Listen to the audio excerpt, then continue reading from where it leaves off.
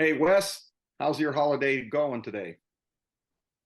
Well, not so good, buddy. We're having to work most of the holiday on, on multiple things across the country that we're the wrongs that we're trying to make right, David. Wrongs that we're trying to make right. So, I can understand that, I thought about the interview we did on Fox, and I understand, the time, constraints there, and coming in at 2:55 Eastern, and literally having about 5 minutes. I know people thought that there were, technical difficulties on our end, and I can assure them that they were not. But in the interim, I thought that it would be great for you and I to go over a couple of key points. Specifically, I think this suits so that our shareholders and the general public can really get an understanding of what's really going on here, and not just from my perspective, but from a perspective of an expert or a collective group of experts that have done this, for many years and understand what's going on. So with that, I would appreciate you taking some time to recap what we announced that day on Fox, and then maybe getting into some detail to educate some of our shareholders and the general public as to what that really means. sure, Take it away, buddy. sure, David. I'd be happy to. So, let me put this in context and set it up properly so that all your shareholders can understand. First, our group, which is, don't forget, it's not just my firm. It's Alan Pollock in New York with his firm, Warshaw Bernstein. And now there are other law firms in this space, Cohen Milstein and others, that are recognizing the magnitude of this problem. We've been on this trail for 21 years. We've handled over 21 lawsuits. We've done due diligence on over 75 companies. We looked at over 200 million pages of documents over the years.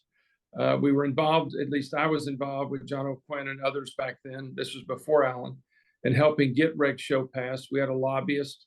I've met with SEC until my head is spun, almost off. I've done the same thing with Congress. I'm in consulting with Congress right now in the last year. Why? Because this is the time really that we're in to ultimately cause a change to stop this carnage. As I've stated many times on other YouTubes and other public formats, this is financial terrorism on America. And it is because at its base level, it's about lying, cheating, and stealing, okay? The lie is that they're selling real shares or they're lending real shares, okay? The cheating is they're breaking all the rules to do that. The stealing is they're pocketing money and giving some poor person that bought the shares nothing.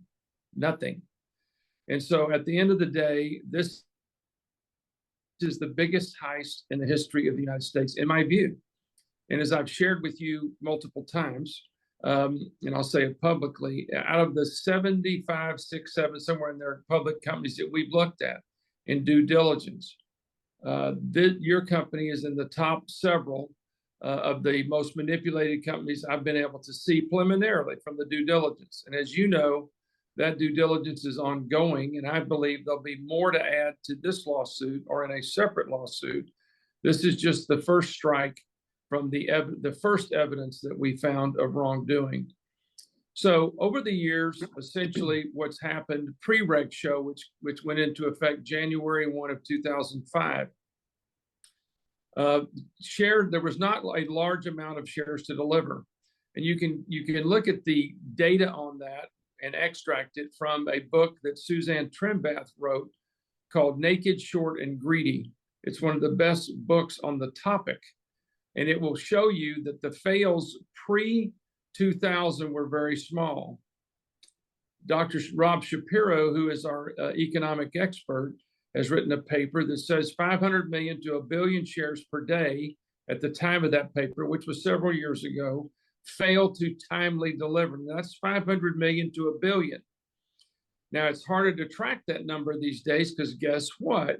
Once Reg Show came into effect, they started marking shares long versus short. So if they mark them long, it doesn't go into your short interest, David. So your short interest typically is almost double what it's reported to be. So when you see 45, 50, 55, 60% short, which is being publicly reported on your stock, it's materially more, in my view, if history repeats itself, which it usually does. Number two, back then, the SEC required, and they still do, that you either mark a share long, short, or exempt. So if you mark it long, it not only doesn't show up in your short interest, it doesn't show up in the reg show fail threshold list either, because the threshold list doesn't apply to longs, it applies to shorts. And so that's one way that they try to circumvent the system. Of course, our experts have taught us that circumventing reg show is a violation of reg show. You can't circumvent a law and then say, oh, I didn't violate it. That isn't how the law works. That's called stupidity, is what that's called. So ultimately, at the end of the day, in addition to that, they're using customers' cash account shares to borrow against or to lend others. There's two types of shares that the customers have when they go put it with their broker. One is in a margin account, and sadly, when you sign that margin agreement, they can actually lend your shares. But in a cash account, it's segregated. It's segregated such that the brokerage firm can't touch it. Even if they went into bankruptcy, it's in a SEG account, SEG, an acronym for segregated. So one of the allegations in your case, which we believe is very true, is those defendants, TD and Schwab and NFS, which is Fidelity, were taking those cash account shares and either using them to short, for what their own customers, or ultimately lending it out to others to short, and then ultimately covering that what would be a fail, and is a fail, legally it is a fail. If you use a share that you Xeroxed on your Xerox machine as your good borrow, that is not a legal short. If you used a share that was restricted, that's not a legal short. You have to use a real unrestricted share and have a reasonable belief that you can borrow it. Most importantly, you are prohibited. You can't do it. And you cannot use people's cash account shares. Those are the holy grail of the stock ownership, okay? Those shares, we believe in your case, are being used. That's what we've alleged in the complaint. So ultimately, that's illegal. That ultimately then allows them to cover once some of the convertibles you've done and you issue shares with real shares. So ultimately, at the end of the day, that practice is illegal. There are many other ways they do it. They lend shares that they don't have. They sell shares that they don't deliver.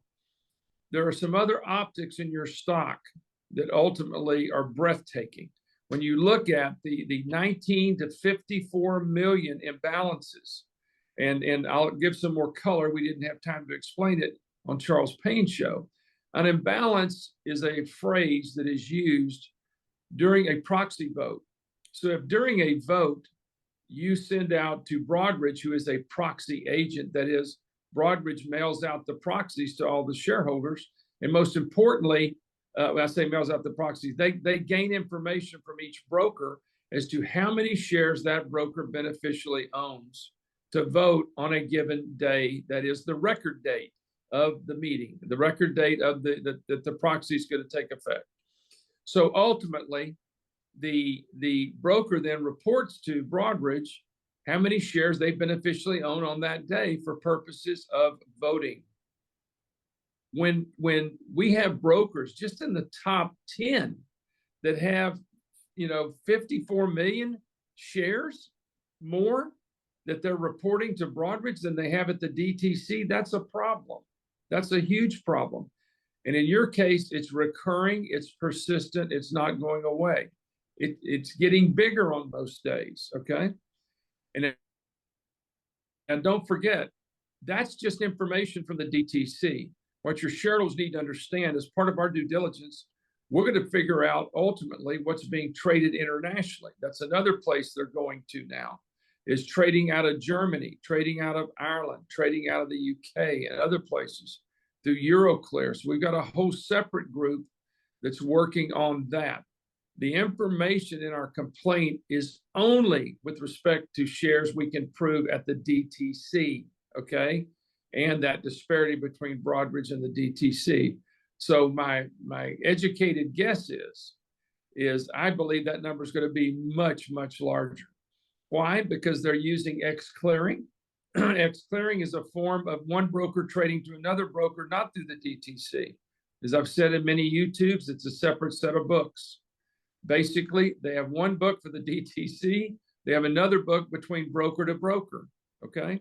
So we don't have access to that information called X clearing. We also don't have access to the information of dark pools, which is why we've advocated for transparency all along, and we've yet to be given that, from the SEC or others. So ultimately, what your lawsuit is about is injecting false information into the marketplace. Hey, this is a real sale. We made a real borrow, and that ultimately creates counterfeit, artificial, phantom shares. When supply exceeds demand on a given day, the price is always going to go down. It, in effect, is rigging the market. It would be no different than dealing off the bottom of the deck in Las Vegas in a blackjack game. It is rigging the market. As a result, you sold shares, many shares, in that time period that we put in the complaint. And in doing so, you had to sell them at a price well below what they should have been sold for, but for the bad acts of those defendants.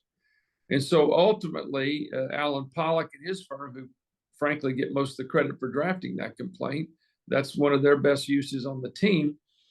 It demonstrates pretty graphically how it works. It demonstrates who the perpetrators are. The imbalances are in the complaint. The fails are overlaid over that. So what we attempted to do is tie in the fails to the imbalances to the counterfeit shares. And so that's kind of a summary version of it. And as time goes on, we've got other things we're looking at that are proprietary. I'm not going to talk about in a public forum, but it will ultimately cause us to discover more bad acts and more defendants. And then we'll deal with that as we go along. Wes, thank you. I thought that was amazing. Every time I hear you discuss the points, it really resonates with me because I've lived it firsthand. Unless you actually have it happen to you, I mean, you don't really know the full extent of what it is until until it's brought upon you. From my perspective, well, most people. I'm sorry, David. Most people don't understand the magnitude of it. I've said this many times. I've talked to a public official, who I will never name, some years ago, that said at that time it was about $100 trillion fraud that's been stolen, the money that's been stolen out of the United States. Now, to not be misleading, that included bonds, that included stock, that included other financial instruments. So this doesn't just apply, David, to stock. At the source of this problem is electronic delivery. The Depository Trust Corporation was created with its middle name as trust, okay? Well, what's happened is shares aren't being delivered. Brokers, don't forget there's a counterparty. The brokers on the other side that represents the buyer aren't buying the seller in, and they're not doing it because when they're selling shares, they're not delivering either. So you buy me in, I'm going to buy you in. So ultimately, it's a merry-go-round that the prime brokers and multiple hedge funds and other fat cats are using to steal money. That's basically what it is stealing. And ultimately, it has cost jobs, David. It has killed technology, David. It has destroyed lives, David. It has ultimately not only destroyed the market cap of companies, in many cases, it put them in bankruptcy. Now, some of these companies would have failed on their own because that's just the way it works if you look at it statistically, but you should not be able to rig the system. And if they disallowed this electronic delivery, it wouldn't happen. The poor auditors can't keep up with this. They put the trade through Hong Kong and send it through London to here. You think an auditor can follow all that and see that the shares are there? Sadly, the auditors don't even ever count the shares. They just want to see that the brokerage firm has the cash necessary to cover the contingent liability, that is the shares that they haven't delivered. Well, what the auditor doesn't know is that share used to be worth 10 times as much before it was manipulated down. So the best thing the brokers can do is manipulate it down. They not only get to steal more money, if they ever have to cover, they're going to cover it 2 pennies on the dollar, or maybe never have to cover at all. So they have all the incentive in the world to take that contingent liability on their books and take it to zero. That's simple. Sounds just like Mullen. I mean, honest to God, Wes, I don't know how these people find me. Meaning, I know it's a blessing and a curse. I know that we have a tremendous fan base, loyal followers. We have a cult-like following. I know people really believe in what we're trying to do and trying to bring jobs to America. We're a good American company with American passion and ingenuity. And I just don't know how these guys find us. I mean, it seems to me that we bring out the best in people, don't we? But I will tell you this. Well, they can't. They find you because you were a startup in the sense of, a company that had a market cap of less than 2 billion or whatever. I forget what your market cap was initially, but basically they can't do this to a Microsoft. They can't do this to an IBM, et cetera. And that's the sad part. Most jobs come from, companies that are formed and grow. Most technology ultimately tries to go public. Well, who the hell wants to go public if they make more money killing you than they do building you? And incidentally, when they kill you, they can rig the system so you are going to get killed unless you go kill them first. Okay. So, which is what these lawsuits are about. These lawsuits are about, we're going to find you, we're going to expose you, we're going to make you pay. That's simple. And, ultimately, I'm hoping the Department of Justice gets involved in this, which they have recently.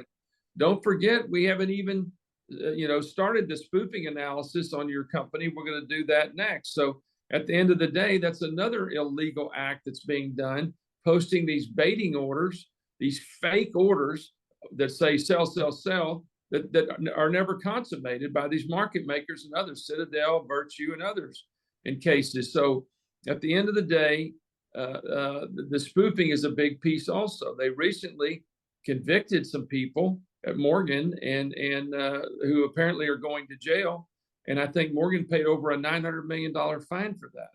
And as my dad used to say, if you pay over a $900 million fine, you're screwing somebody. Okay. So ultimately, the fines and the sanctions and the enforcement actions, I thank the SEC for doing it. I thank FINRA for doing it.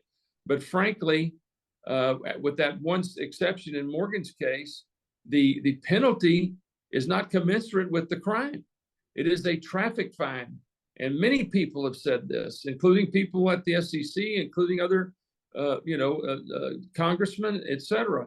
The enforcement actions are fine. It proves up it's happening, but it's not stopping it. People need to go to jail for this, David, period. Let me ask you a question. You brought up a good point. Excuse my ignorance here. Would you mind explaining spoofing maybe in a little detail? So not just myself, but my shareholders and yeah, I'm gonna explain it in just simple terms. A bona fide market maker today under Reg Show is one of the few exceptions that exist. What that means is, if you're a market maker, you're there to create activity, to make a market. That's the purpose of the market maker, right? And as such, your book, as they call it, should be, 49% sales and 51% buys, or, maybe vary 5%. But when your activity is sell side heavy, like 70% sales and 30% buys, or 60% sales and 40% buys, you're not a bona fide market maker. So I believe that there are many market makers, and this is in other complaints we have, and I'll get into those in a minute, that are abusing that exception and basically naked shorting and not delivering because they have that ability to use that exception. The exception says, if you read it, if you are a bona fide market maker, you do not have to borrow. Why? Because in theory, you're in and out in the same day and it all kind of balances, okay? So at the end of the day, spoofing is where all these orders are posted. Let's call them sell orders. They're called baiting orders, technically, from a legal perspective. They're put there to bait people into a perception. The perception is, oh my God, look how many shares are up for sale on this block here, okay? I call it a brick wall, okay? There's so many shares up there. But guess what? In many instances, before the end of the day, those are pulled down. They're not real. They're put up there to drive the price down. Now, is the market maker making money off of that? That depends on the case. They put the fake orders in up there, and then ultimately they have a short somewhere else, and then they go buy it at the lower price. Or they're in it with the other perpetrators that are doing the naked short selling. It varies case to case. But the simple version is it's injecting more lies into the marketplace, which is the definition of a manipulation claim under 10b-5, which is a federal statute, that says stock manipulation is not okay. You have the right to sue for it. So you look at predicate acts of what false information was injected, and you tie that false information to the damage to the client. And that's what we did in the complaint. We showed what the false information was in that case, using those shares they couldn't authorize, naked short selling. And at that time, you sold shares at a depressed price. So we tied A to B, and that's what makes a case. And so it's my belief, ultimately, that we'll tie spoofing together in your case also, but I don't know that at this point. But I can tell you this, we're going to find out, buddy. We're going to find out because we know how to do it. But I'm out of time, my friend. So Sure. I think this has been good, and I think you ought to do Thank this you. more often. All right. Sure. Like I said, Wes, we just want to, do good by our shareholders. We want to create jobs in America, and we want to be proud about the products we put on the street. So with that, I want to thank you. Wish you all the luck. I'm right there with you in the fight. I'm in the trenches, and we're going to make it happen. Amen, brother. We'll talk soon. Thank you. All right. Bye-bye. Thank you. Bye.